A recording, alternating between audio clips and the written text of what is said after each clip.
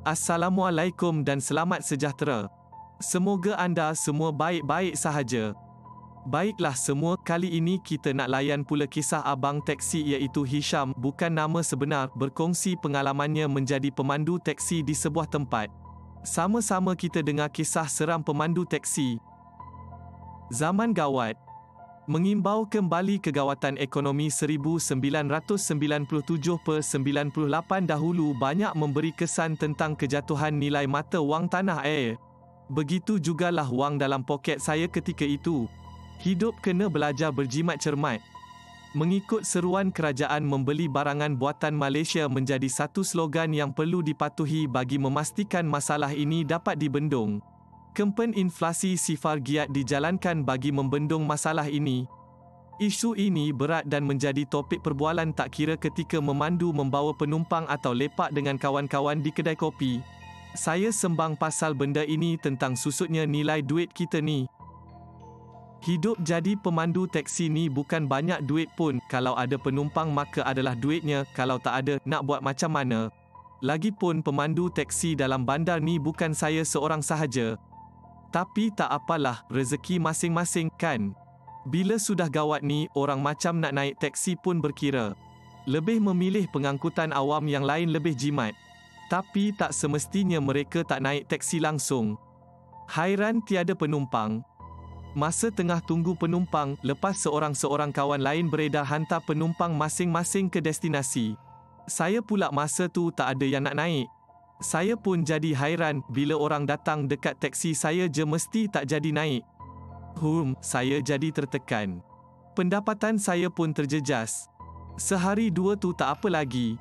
Ini dah masuk 4 hari tak ada orang nak naik. Apa badi ni? Bila saya ajak orang naik, orang geleng tak nak. Lebih memilih teksi lain yang ada di hadapan saya. Saya tetap bersabar sehinggalah suatu malam, saya memandu seorang nak balik selepas agak kecewa pada hari itu tak ada seorang penumpang pun yang nak naik teksi saya. Memang agak pelik tak seperti sebelum ini. Takkan krisis ekonomi sebegitu teruk sekali. Kawan yang lain relaks je dapat penumpang, aku tak ada langsung ni macam mana? Omel saya sendiri ketika memandu. Pada hari itu saya layan perasaan saya sendiri. Sampai saya pun tak perasan dah masuk jalan melawati kawasan perumahan. Gelap sikit di situ sebab lampu jalan tak ada. Saya fikir rosak agaknya. Secara tak sengaja saya dah melalui jalan tersebut. Saya fikir tak apalah, cepat sikit sampai ke rumah. Saya pun sebenarnya jarang lalu situ pada waktu malam. Biasa siang-siang hari sahaja kerana kalau malam begini, ialah gelap. Bukan takut ke apa, tapi jalan sini tak berapa elok, berlubang-lubang. Secara tak sengaja saya pun masuk situ pada malam tersebut. Entahlah, mungkin terbawa-bawa perasaan tak puas hati akibat tak ada penumpang. Kereta saya pun terhangguk-hangguklah jadinya langgar lubang, tapi saya bawa perlahanlah. Saya kata apalah, tak tampal jalan ni. Dibiarkan begitu kenapa sampai lama-lama. Saya membebel sorang-sorang. Kemudian saya pun matikan penghawa dingin lalu saya pun turunkan cermin tingkap kereta supaya mendapat udara yang lebih segar. Saya dah rimas duduk dalam aircon lama-lama tambah lagi dalam keadaan kusut macam ni. Saya pun teringat VCD mengaji yang baru saya beli. Saya nak pasang, tapi tiba-tiba player tak berfungsi. Terbantut hasrat saya nak dengar lantunan ayat-ayat suci agar fikiran yang kusut dapat tenang. Selepas melintas di hadapan perumahan itu, saya pun melalui pula kawasan yang kiri dan kanan ada pokok-pokok besar. Tidak semena-mena saya lihat ada kelibat perempuan berpakaian sari berjalan kaki berada di hadapan. Dia berjalan bukan melawan arus. Dia berjalan laju seperti melarikan diri dari sesuatu. Dari keadaannya saya nampak tergesa-gesa. Lepas itu saya dengar-dengar jelas akan sesuatu. Cing! Cing! Cing! Dia nampak tak keruan dan takut-takut. Bunyi gelang kaki yang dipakainya jelas tertangkap di halwa pendengaran saya ketika itu yang menuruti langkah kakinya yang bergegas itu. Dia tidak mengenakan sepatu apa pun. Saya fikir, perempuan ni nak ke mana tengah-tengah malam ni? Ketika itu jam sudah pukul 12.30 tengah hari. Saya pun sebenarnya risau kot ada apa-apa yang buruk mengejar perempuan itu. Manalah tahu kan? Itulah yang saya anggarkan waktu itu. Lantas saya pun panggil dia dari dalam kereta, "Dik." Selepas tu perempuan tu pun berhenti. Dia berada betul-betul di sebelah teksi saya tercegat. Dia kaku, nampak bahagian badannya sahaja sebab dia berdiri dekat pintu depan. Saya pun berkata lagi, "Dik, nak ke mana malam-malam ni?" Masa tu saya tak sangka apa-apa pun. Kemudian perempuan tu pun membongkokkan tubuh jenguk saya. Terkejut saya.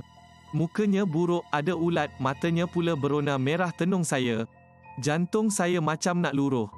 Terus saya masuk gear dan pecut. Radio terpasang sendiri. Waktu itulah radio kereta saya terpasang sendiri dengan lagu-lagu Tamil disusuli dengan bunyi gelang kaki. Saya kecut kepala. Dah tak peduli dah lubang ke apa, langgar je. Lepas tu hidung saya hidu benda busuk. Nak muntah rasanya. Baunya lebih busuk dari bangkai kucing. Bulu roma saya merinding. Rasa macam ada sesuatu di tempat duduk belakang.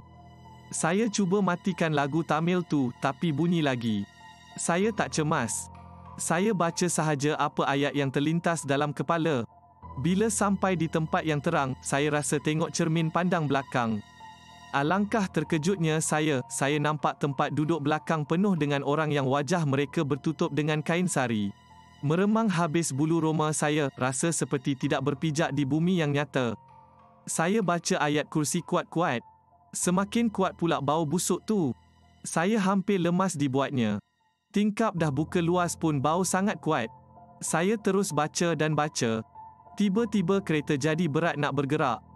Saya pun turun dari teksi, tinggalkan dekat situ dan berlari tahan teksi orang lain yang kebetulan lalu di situ. Kebetulan pula masa tu memang kawan saya yang melewat hujung jalan tu.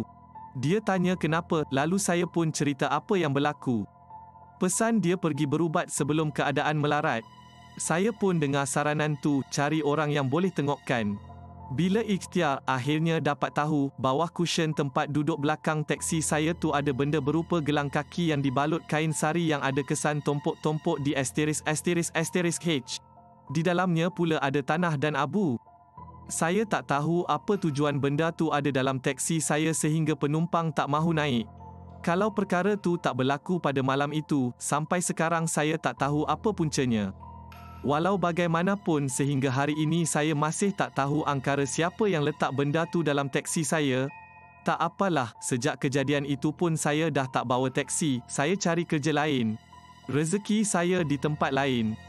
Saya pun tak ada berdendam dengan sesiapa. Kalau ia adalah perbuatan individu tertentu maka saya maafkan sahaja perbuatan orang tersebut.